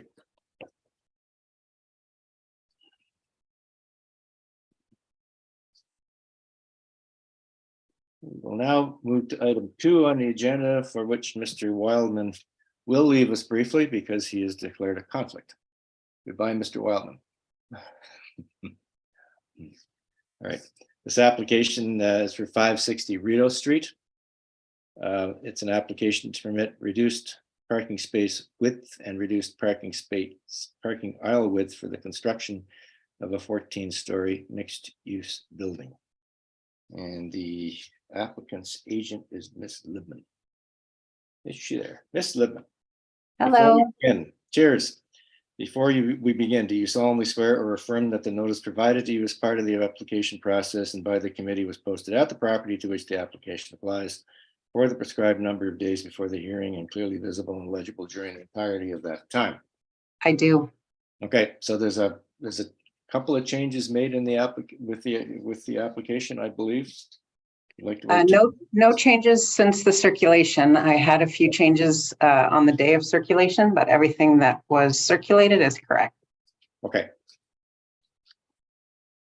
So this is just a minor reduction in widths and.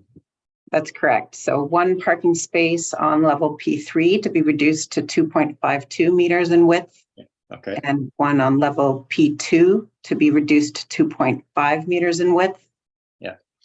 And the parking aisle on both levels, P2 and P3, reduced to 5.95 meters. And I'm assuming that you folks did your homework on turning radiuses to make sure that 5.95 meter aisle width would be sufficient. Yes, that is what I'm advised. Okay. Any questions, comments from the members of the panel? All right. So in the matter of 560 Rideau Street, permit reduced parking space width and reduced parking aisle width for the construction of a 14-story mixed-use building. All in favor of the application as presented? Your application is approved. Thank you very much. Thank you. Take care. Thank you. You too. And that concludes the regular agenda for the 19th of April 2023. So with that, we will wish everyone a Pleasant rest of the afternoon, and we'll see you all in 2 weeks. We will now